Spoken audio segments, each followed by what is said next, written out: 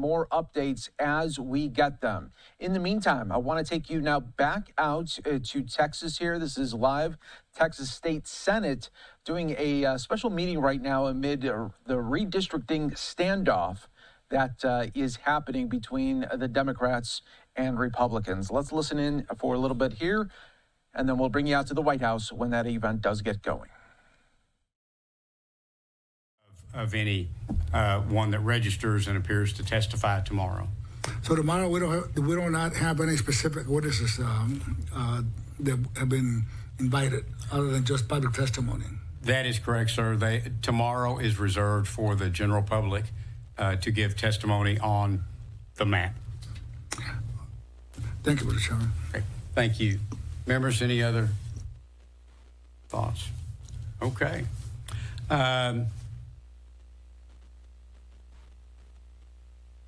Members, is there any other business to come before the committee today? Hearing none, Senator Paxton moves that the committee stand in recess, subject to the call of the chair. And I want to thank those who are here in the committee room for waiting patiently till we got started today. And I want to thank the committee members for being here. And with that, we'll see you all tomorrow morning. So Texas Senate wrapping up there. They are going to be starting again tomorrow. We'll be providing you updates right here on Live Now from Fox. All right, everyone. We now want to take you out to New York City for this event. Happened just a little bit ago. This is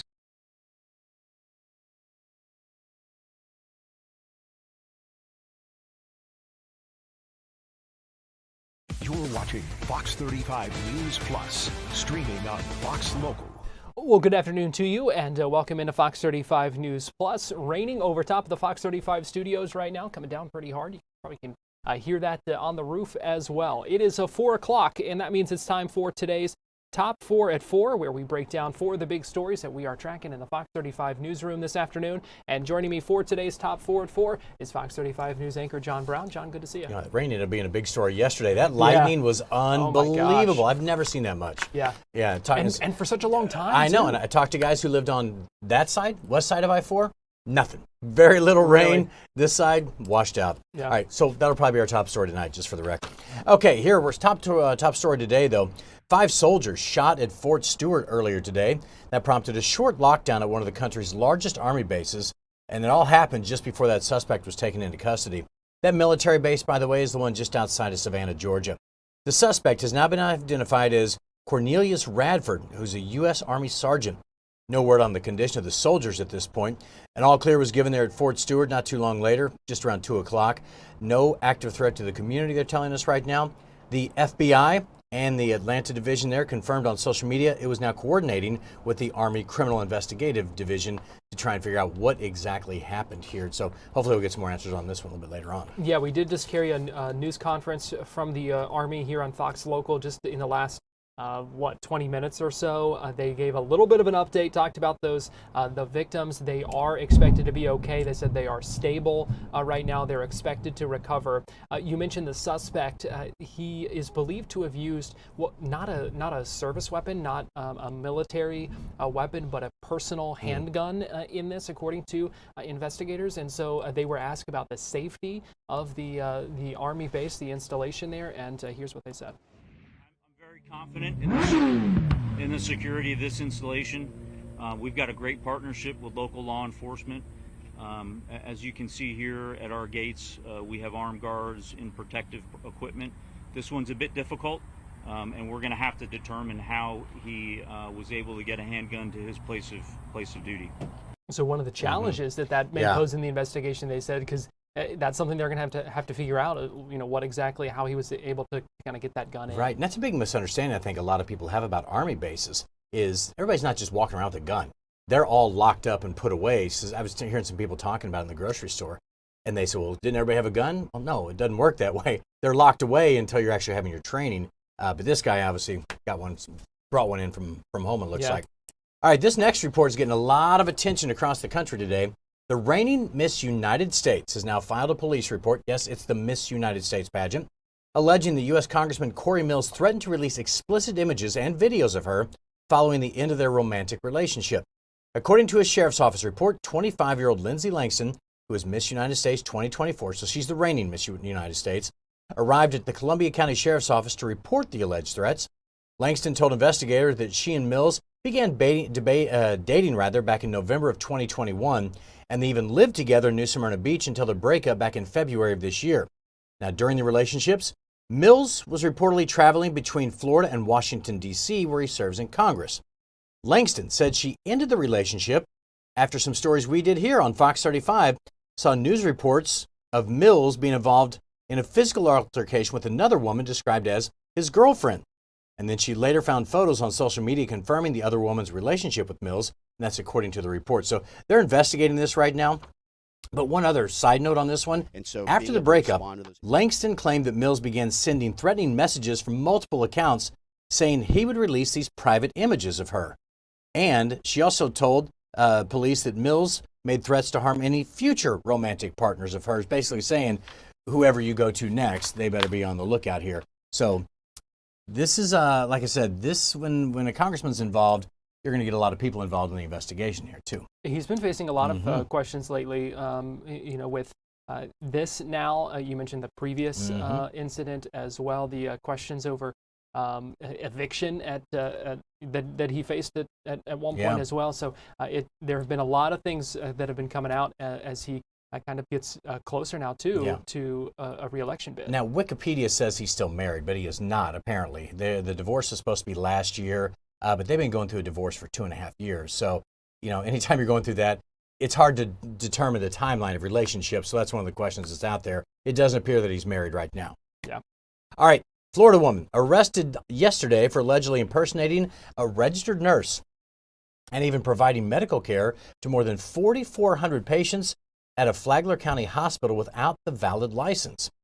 An investigation began after a hospital employee reviewing her credentials for potential promotion discovered that the woman had an expired CNA license, according to the authorities there.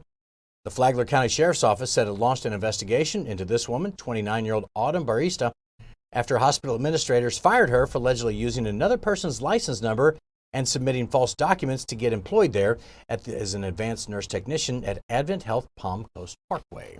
Yeah, really, kind of crazy to think that she was, according to investigators, working as a registered nurse where she didn't have a license for about 7 months. That was a lot of patients that she, was kind of treating and helping in that time. The sheriff talked today as well about the woman whose license, basically she had impersonated. And here's what the sheriff said.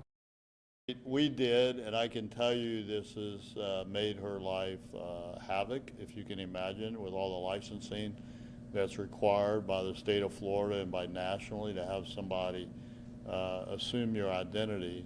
This is certainly worse than credit card fraud, and so taking somebody's identity to get a credit card or a mortgage. You're dealing with the lives potentially of patients that have been admitted. So it's a very unusual case, probably one of the most unusual cases that I think we have investigated since I've been sheriff and probably in my career. So impacts, as well on that person who had their license basically being used by this woman. And what's so bizarre is, again, these are allegations here, but she's obviously competent. She did this for 7 months and was up for a promotion. Right? So obviously she's moving up the chain, just never did the first step of it. Had you just gone through the normal, she would have done fine. There's so many people needing jobs right now. She had gone to school, they said, but initially kind of failed that licensing exam. But like you said, there weren't issues apparently over that 7 months you mentioned. And the even promotion. got promoted. All right. All right, this last one here, I've never heard of this. Johnny, you came up with this story. Did you make this up or is this a real deal? Check out the video, John. Okay, it's pretty cool here. Look at this. Oh, that's pretty funny. Okay, what are we looking at here? It is called the Red Bull Tandem Roller Coaster. And you might be a part of this thing. That is actually really cool. Actually, now that I watch it, that's pretty cool. Okay, it's coming to the U.S. for the first time, and it's going to take place in Altamont Springs. Probably over the lake there, right? That's going to be pretty awesome. Crane's Roost, Red Bull, in partnership with the city of Altamont Springs and Seminole County, are announcing the Red Bull Tandem Roller Coaster at the Eddie Rose Amphitheater there at Crane's Roost Park. Oh my gosh, that's so cool. The videos are awesome.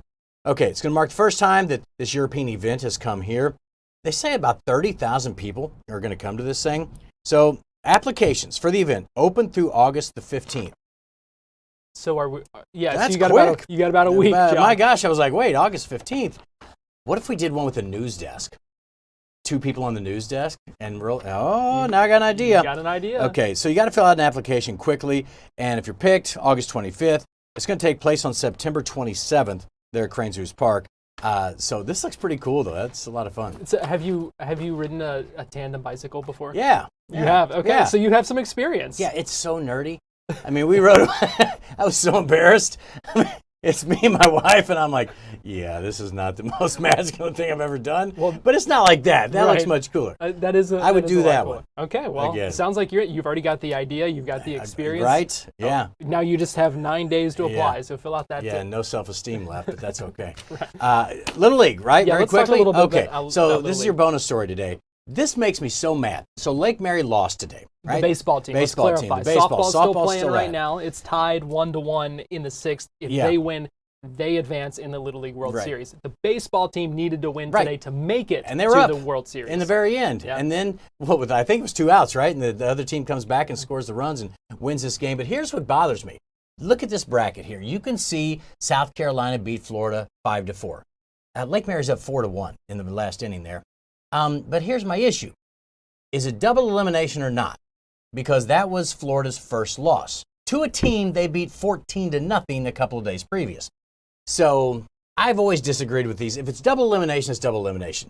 I made the same point last year. I think there should be one more game because they each have one loss against each other. So why does one move on and the other one doesn't? Yeah, and big issue there. And I made the point that Lake Mary benefited from that last year in the Little League World Series because they came out of the elimination bracket and won it. Yeah. And ended up winning by beating a team that was previously undefeated. Right. So it certainly is. I think it's absolutely fair because in most other levels of play where you do have double elimination like that, think of the College World Series. Right. Yeah. You make it to that championship game, it would still be right. Because all it takes is one bad game, and that's what's always so frustrating about these. And in the championship, if one pitcher's off, we all know baseball. One pitcher can have an off day, and that's why you have 7 games in the World Series typically, right? Yeah. That way you know who the best team is moving on. In this case, maybe the same last year, we don't know if that's actually the best team because Lake Mary beat them significantly the last time. So anyway, it's another great run. It's just sad that we're not going to be able to see it go forward.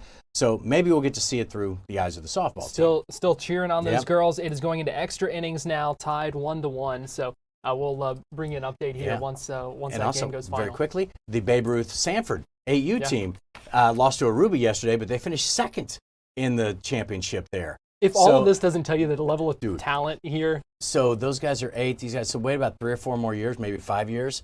When all these kids are in high school in these in Sanford, Lake Mary, oh my goodness, there's gonna be some baseball teams out here. I know. My wife, who is the head varsity softball coach at Lake Mary High, is pretty excited. I can say that. That's for sure. Oh, we're gonna take a break here on Fox 35 News Plus, but we'll be right back.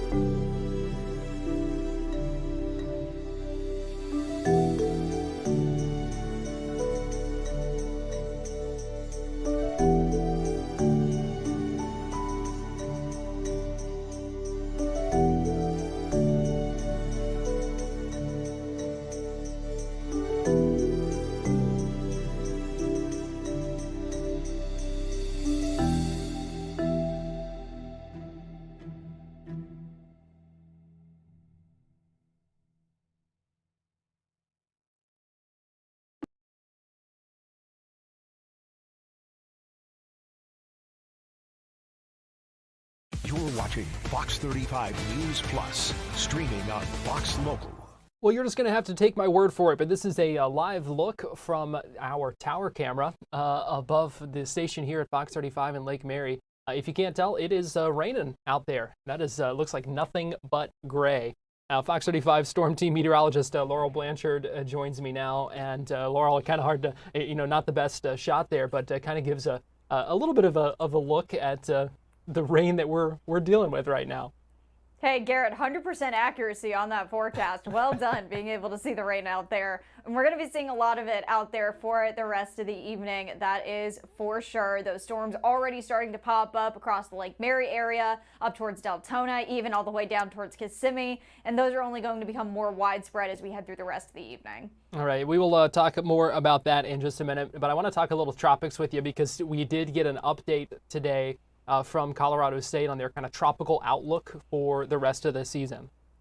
Yeah, Garrett, and this one's a big one because this is the last update before, of course, we do really get into the heart of hurricane season. Peak of hurricane season is September 10th, so we're about a month away from that, and we have a lot of activity to go. 92% of all seasonal activity is after August 1st, so things are already starting to heat up. So this is the last tropical update before we really start to get into the active part of the season, and things staying pretty consistent. So let's start off with the average.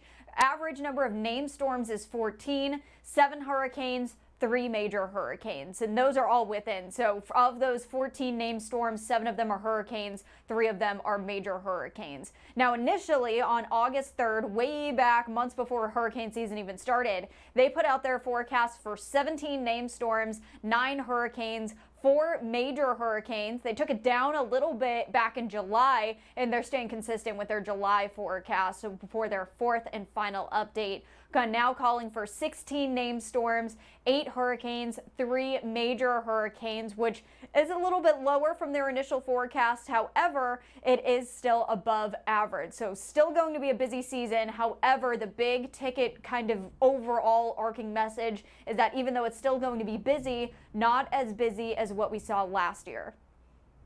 Yeah, so that is certainly a good thing, but let's look at the tropics now because there are some developments there that are keeping an eye on.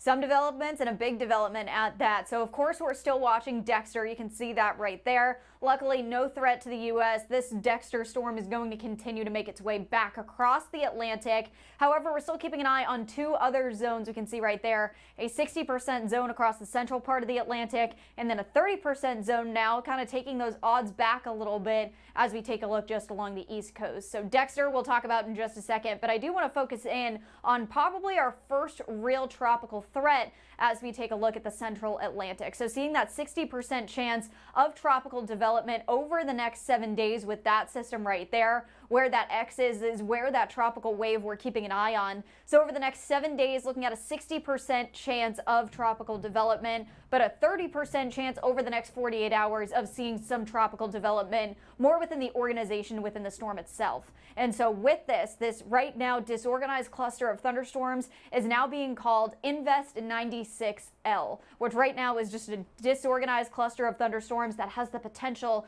to really pick up in strength, and it could become a tropical depression by the weekend. So we're going to be very much keeping an eye on that system right there. So just as a little bit of a breakdown, because you're going to hear a lot of terms, and when we really get into the heart of hurricane season, things are going to be coming out pretty much one after the other. So just a little bit of a breakdown. When we're talking about a disorganized cluster of thunderstorms, usually gets called an invest, something that has the potential in order to pick up something even more. And this is usually when we start to get the spaghetti models as well.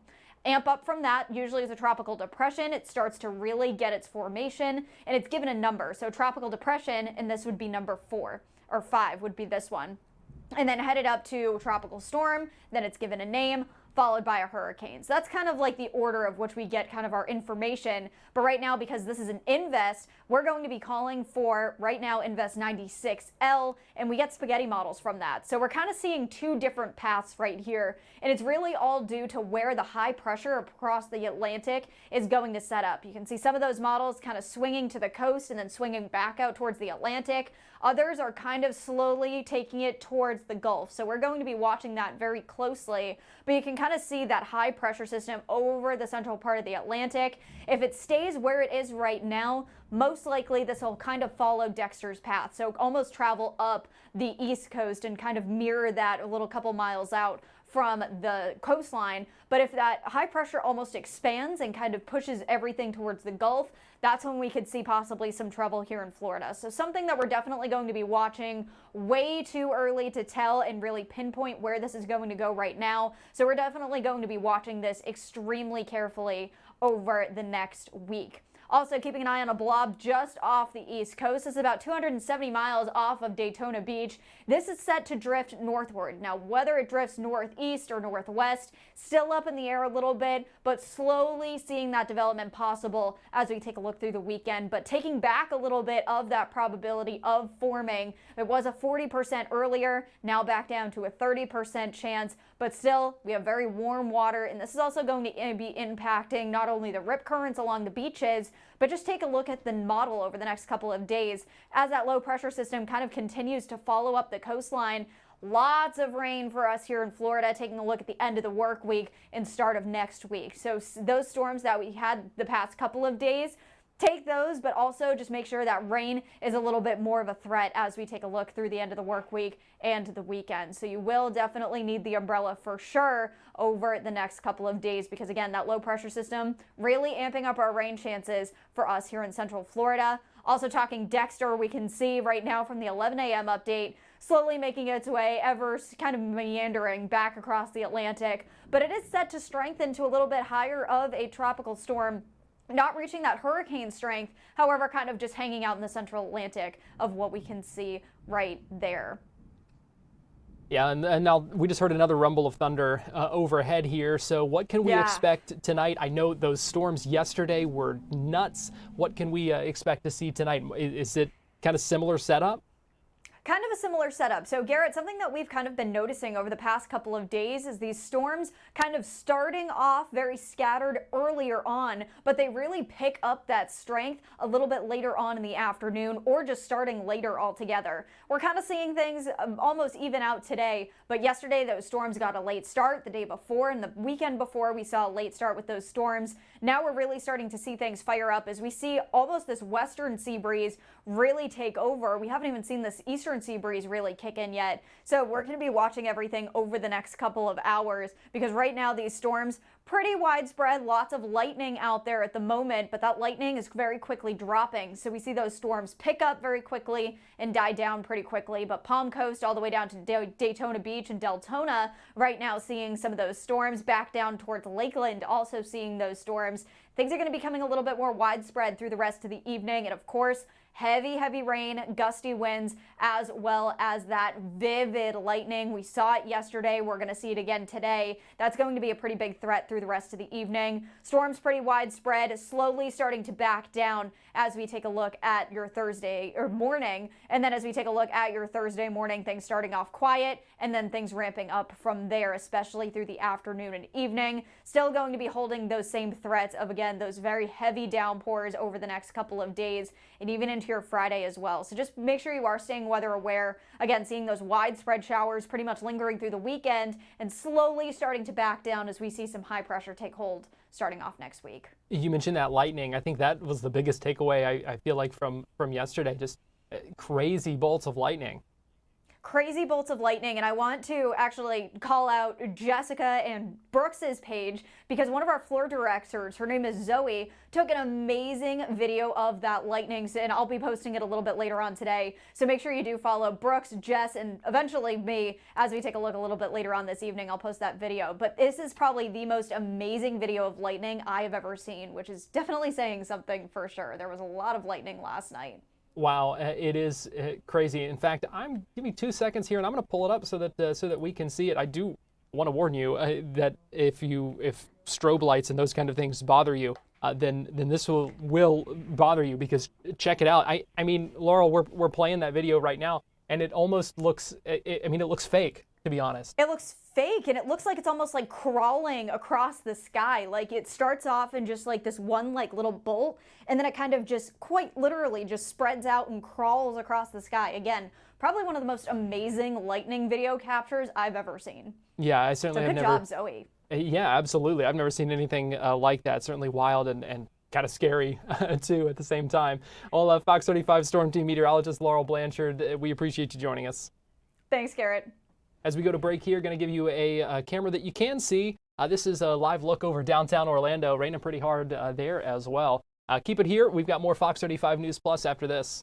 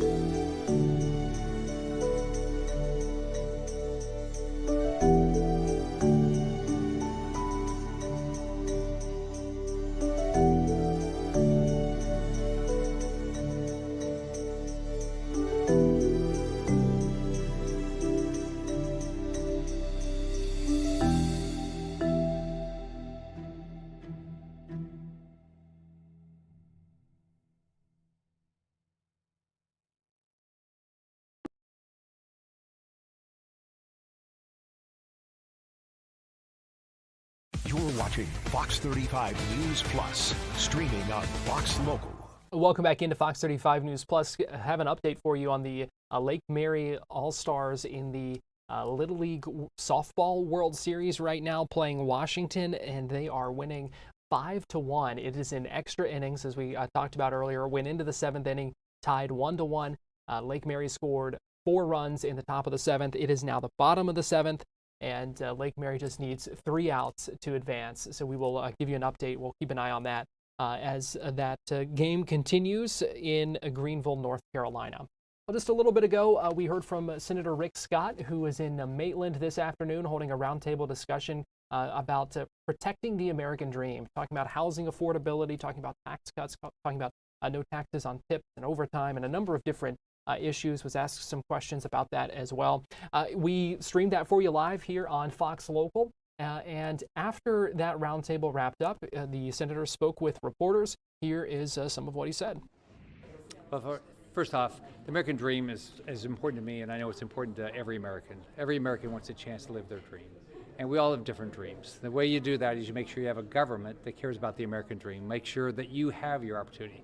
That means you've got to keep taxes low. You've got to keep the cost of living low. You got to make sure people can get a great education. And when they get an education, they have a job at the end. It's focused on how do you prepare people for a job. Make sure you keep people safe. We can do all these things, but it takes everybody being involved. You should be involved in your local government. You should be involved in your state government. You should be involved in your federal government. I've been in D.C. now for 6.5 years, and part of what I've done is try to recreate what we did in Florida. When I was governor, we created a system where, the private sector, not government, added 1.7 million jobs. We became top 5 in K-12 education, number 1 in higher education, and we are at a 47-year low in our crime rate. Now, your federal government can be a part of that, your state government and local government. So I'm trying to do my part at the federal level. If you need something, call me. I want to thank Orlando Builders Association for hosting me today. But I have 9 offices in the state. I've got an office in D.C. My job is to help you, and I'll do anything I can. Property insurance is too high, right? So I fought that. I fought to try to keep property insurance as low as I could when I was governor. I know it's probably doubled since I left 6.5 years ago. You've got to make sure you don't have fraud and waste and abuse. You've got to allow people to sell the insurance product they want. At the federal level, what I focused on is how do we get the flood insurance program to work. Florida's a donor state on the National Flood Insurance Program. We shouldn't see our rates increase, but they do, because Florida's not been treated fairly. So we focused on how to create a private market, and how do you make sure that the existing National Flood Insurance market is actually fair to Floridians. I've got a variety of bills to do that. The other is the other thing we talked about is workforce. We've got to make sure that our education system is tied to a job. And so we have to make sure our technical schools, our high schools, our state colleges and universities are all focused on what's the end result. The end result is every student that finishes ends up with a good paying job. I don't know people that don't want to work. I know people that want to work, but they want to be paid fairly and they want to have a good, fulfilling job. Any other questions? And well, I have one off topic, but I was going to let this go first. But any comment on recent allegations against Congressman Cory Booker? I haven't. Just in passing, I just heard about it today, so I haven't seen anything about it. What you hope is, when anybody's accused of anything, the first thing you hope is it's all untrue. But I don't have any facts. I've worked with Cory while I've been in the Senate. And so you just hope that if anything happens out there that could possibly harm a person is not true. So, thank you, Senator. Can you talk a little bit about this organization here, Gobing, and organizations like it that try to help builders and the importance of them? Well, the Orlando Builders, they do a great job. They do a great job trying to organize the building community to make sure that we have an opportunity for them to be successful, which means we all can be successful. I don't know people that don't want to have their own house. Part of the American dream is being able to get a house. Now, when I was growing up, if you got a house, you had a 30-year mortgage, you paid it off, nothing was, your property taxes weren't very high, your insurance didn't cost much, and so you're in set. So we've got to focus on how does that same thing happen today? How can somebody afford a house? Whether it's HOA fees, whether it's property insurance, whether it's property taxes are not so high that people that especially people on fixed income or don't make a lot of money, they can't continue to afford to live in our great state. So we have our work cut out for us right now to make housing affordable. I mean, if you look at some of the studies, housing affordability is in the poor shape it's been in a long time. So there's a lot of work to do.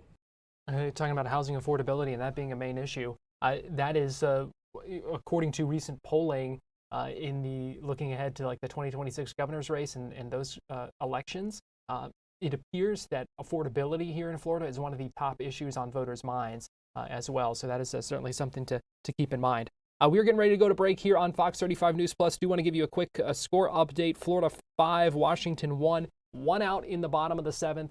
They still have 2 more outs to get. Washington does have runners at 2nd and 3rd. So starting to get a little nervous. It's fine, though. We are going to be okay.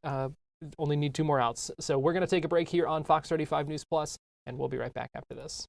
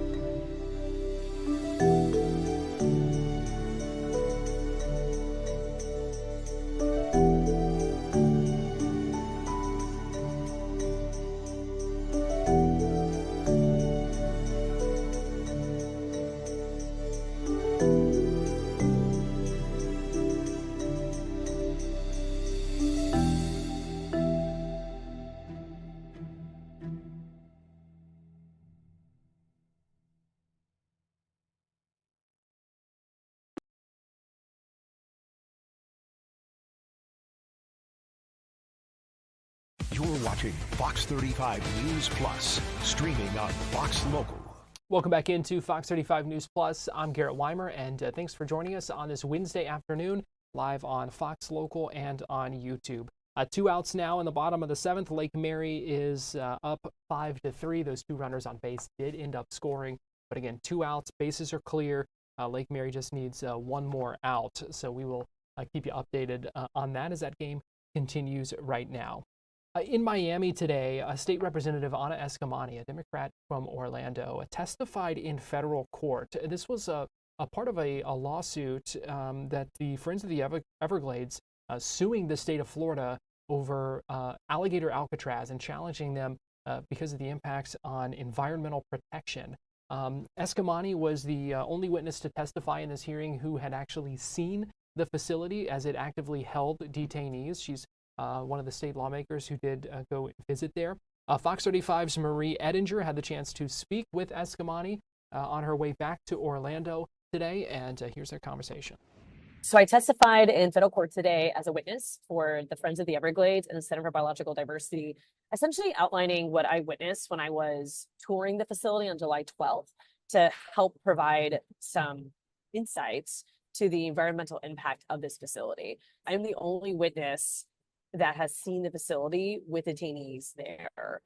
And so I was able to speak to a few different elements, including the new asphalt that was constructed for a parking lot and for roads, just the density in the environment, the amount of traffic coming in and out, the amount of people working there and being detained there, the volume of that human activity, the fencing that was constructed, which impacts migration patterns, the lighting, the Sunbelt floodlights that are installed that of course are adding to light pollution and impacting feeding, breeding, and migration patterns.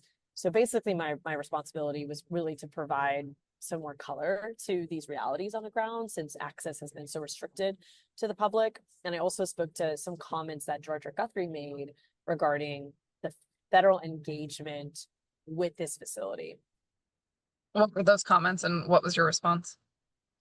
Well, during our tour of the facility, there were many opportunities where we basically asked Director Guthrie for clarity on who actually manages this facility. So we asked questions on what is the engagement with DHS and ICE, what is the agreement with DHS and ICE. Of course, we haven't been given any of these contracts, despite the fact that at this point I've made 8 to 9 public records requests asking for this information.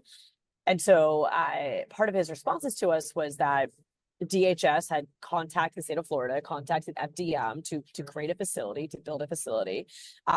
He also asserted that when detainees arrive, that ICE provides them with information about those detainees. He also asserted that ICE inspects the facility runs by ICE policy. So there were many examples that were shared with us throughout the tour that are privy to this litigation, because the state of Florida is constantly trying to avoid any type of federal relationship, because they're basically attempting to create a loophole for themselves by saying that NEPA, which is the National Environmental Policy Act, doesn't apply to them because it's a state facility, not a federal facility, which is just foolish. I mean, that's not a reasonable argument to make, but nonetheless, it is the argument they're trying to make today. How do you feel the information you provided was received?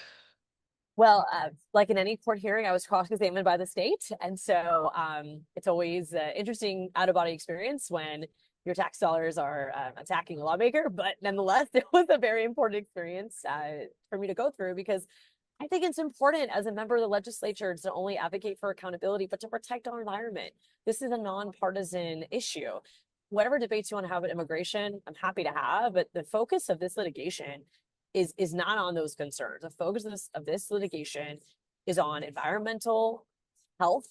It's on the sensitivity of this ecosystem. It's on the importance of preserving the Everglades, not developing in it.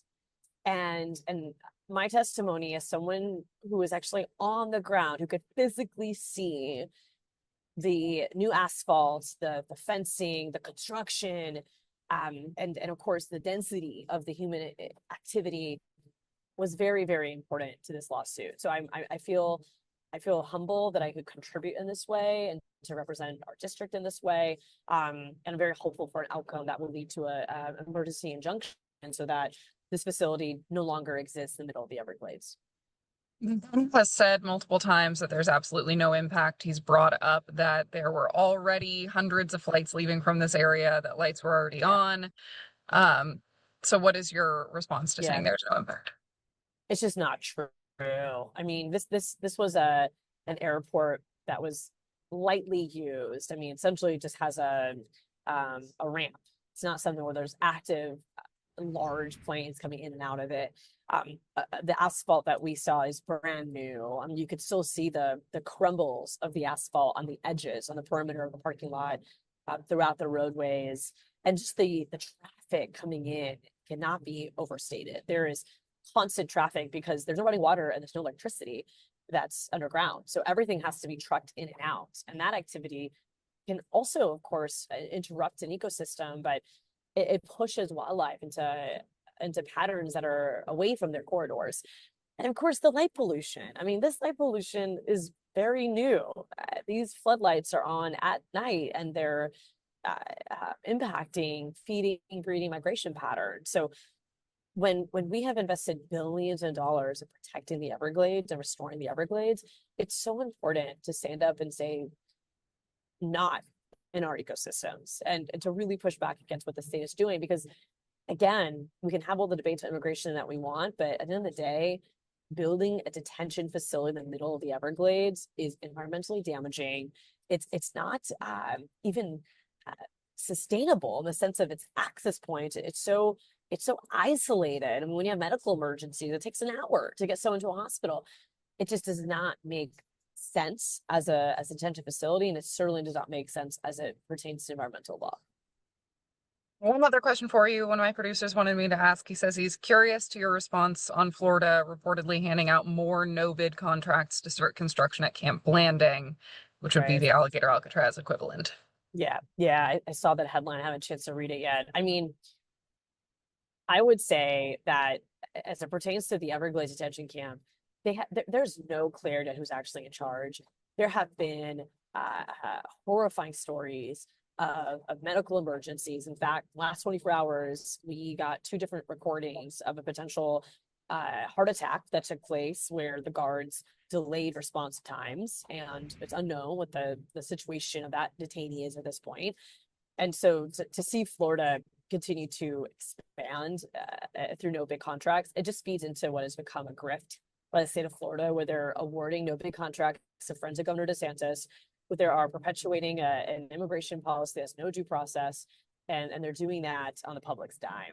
We could be focusing on important issues like teacher pay, housing affordability, property insurance crisis. So it is frustrating to see how much time, energy, and money our administration goes into demonizing immigrants, attacking local governments, and meanwhile, these everyday problems don't get any attention. It was Fox 35's Marie Ettinger speaking with Anna Escamani just a little bit ago.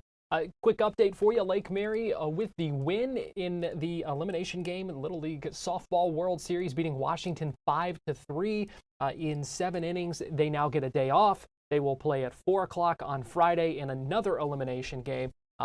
Their opponent will be determined by whoever wins another one of those elimination games tomorrow. We're going to take a quick break here on Fox 35 News Plus. As we do so, give you a live look from our roof camera here at the Fox 35 studios in Lake Mary. Keep it right here. More Fox 35 News Plus after this.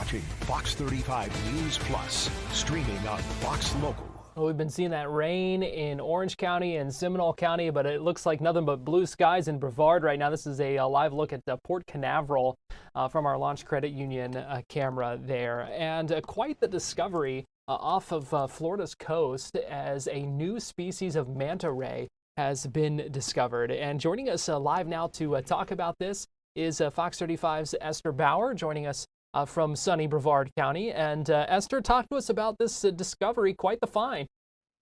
I wish I was in Port Canaveral after seeing that beautiful shot. It's very sunny and the palm trees look amazing. So yes, we're talking about a brand new manta ray species that was just discovered off the coast of Florida. Scientists have been scouring the sea, going underwater, and looking to document this discovery for nearly 20 years. So it's been a long discovery in the making. But what scientists tell us is there have been two known types of manta rays already out there, one in the Indo-Pacific area that likes to kind of stay closer to the coast, and then one in other parts of the ocean that is more of this wanderer of the sea. They are deep water, and they're just migrating throughout different oceans across the world. But now what they found is a third species, like we said, off the coast of Florida, and it's kind of mimicking some of the behavior of the Indo-Pacific manta ray, and that it likes to hang out pretty close to the coast, which is great for us because that means you might see it if you're out boating or scuba diving or doing something off the coast of Florida. And we mentioned it's been about 15 years for scientists to be out taking these pictures that you're looking at and just wanting to fully verify, is this a new species that we're seeing? Because as you can imagine, it is very similar to the other manta ray species. What they're finding is differences in genes, differences in how many teeth they have, differences in skin texture. And that's what has led them to fully document in a research publication that, yes, we have a brand new manta ray swimming in our ocean that we didn't know about for all these years. And now we're excited to learn more about. So just really thrilling. We love our wildlife here on the Space Coast. And particularly this matters to us here in Brevard County because this is a mass migrating location for all manta rays, including the new species. You are going to see in the fall time about hundreds of manatees just migrating off the coast of Florida. So researchers say do be on the lookout for that. But right now, they're just trying to learn as much as they can about the new species. Also kind of crazy, Esther, that 2025 and we're still discovering new species that they didn't know were out there. I know, that is amazing to me to think about, whether it's underwater creatures or on the land creatures, is there are so many animals and specimens out there that we just don't know about yet. Scientists are trying to study, obviously, but it takes quite a bit of time to really pinpoint, is this something new? So they are absolutely thrilled. And what we're really hoping to see, Garrett, is manta rays are unfortunately an endangered species across the world. They face threats from fisheries. They face threats from boat strikes. They get tangled up in fishing line. So they hope that by establishing, hey, we have a brand new manta ray out there, the conservation efforts can just grow a little bit stronger because they do want to see every single species of manta ray survive and thrive. And they are facing some human factors that are making that a little bit harder. I do just want to say I was curious, can these guys sting you if you see them out? Because I get nervous about, that kind of stuff. And the researcher we spoke with says these guys don't have stingers. They might look like stingrays, but they are really gentle giants that just glide through the water, but they do not hurt humans and they don't have stingers like stingrays. Even better, if there's going to be another species, hey, at least it doesn't sting. Yes, at least it's very gentle and just lovely in the water. So a lot more to learn, I'm sure, moving forward. All right, Fox 35's Esther Bauer, we appreciate you joining us. Fun story. Absolutely. And as we go to break, we'll make Esther jealous one more time and show those palm trees at Port Canaveral. Keep it here on Fox 35 News Plus. We'll be right back.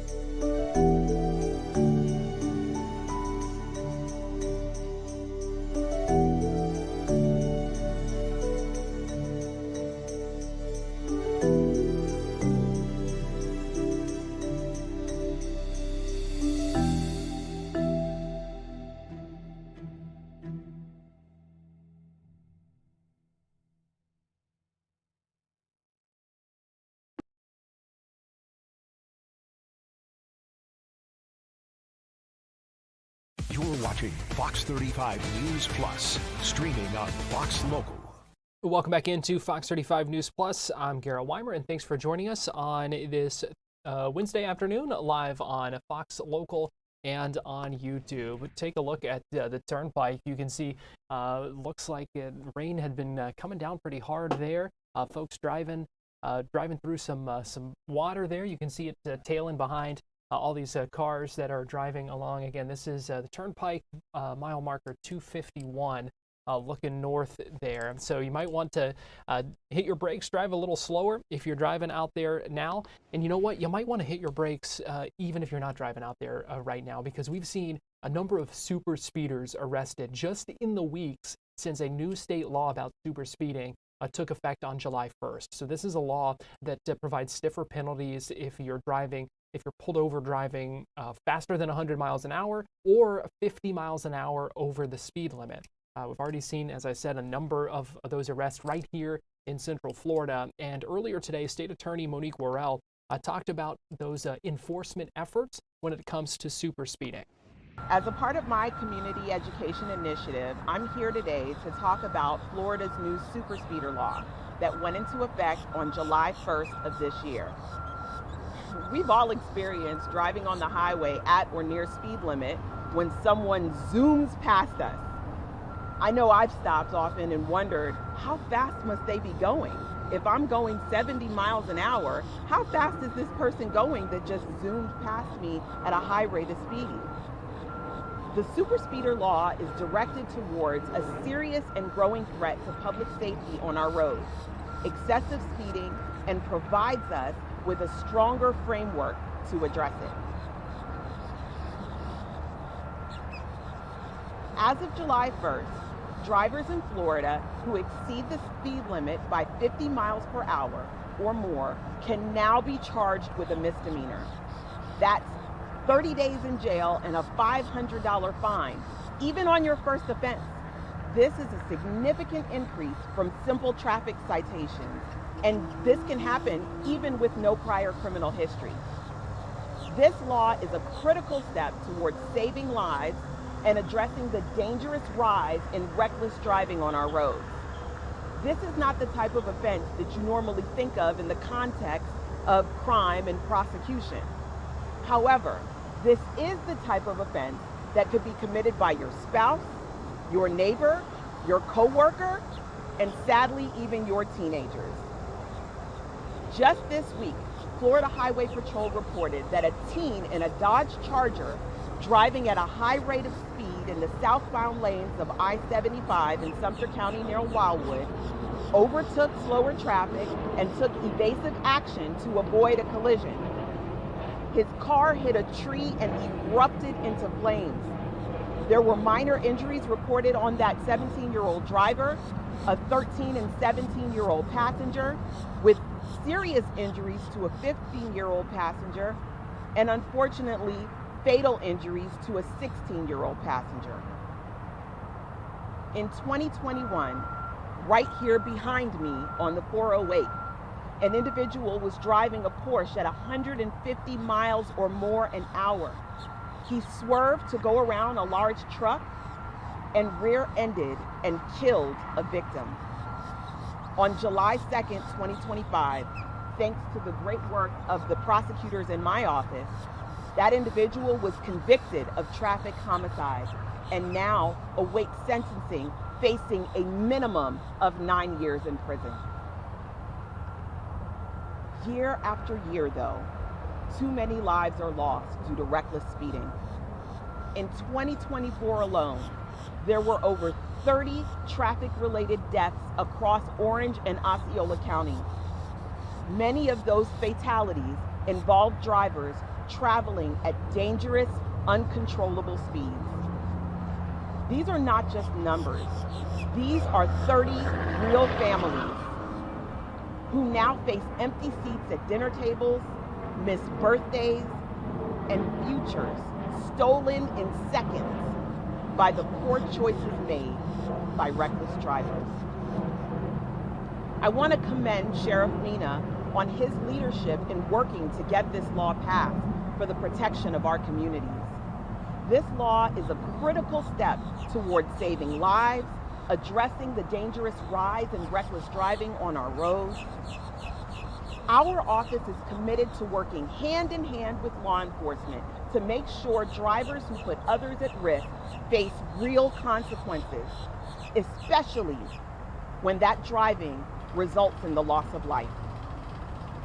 I have instructed that all such cases filed under this law be flagged in our system and be resolved only with the approval of our management. Together, we are making it clear that reckless speeding will not be ignored and that protecting lives will always be a top priority. Unfortunately, despite our best efforts at educating the community, there will still be individuals who fail to heed our warnings, requiring us to enforce the laws and hold them accountable. Don't let that person be you. Slow down. Drive responsibly. No trip is worth the life of a member of our community.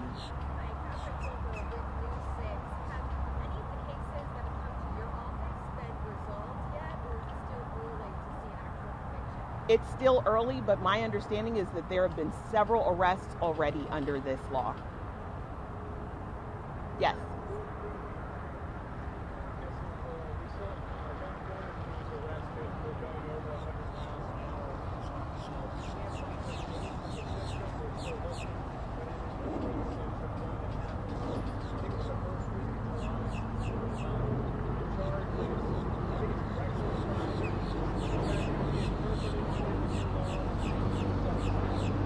So I can't speak to that specific case because I'm not familiar with it, but any law where any case where someone has been arrested under this statute, the penalties under this statute will apply. If my office gets the case and reviews it and thinks that it's appropriate that there be charged under this statute, then we'll make that determination at that time.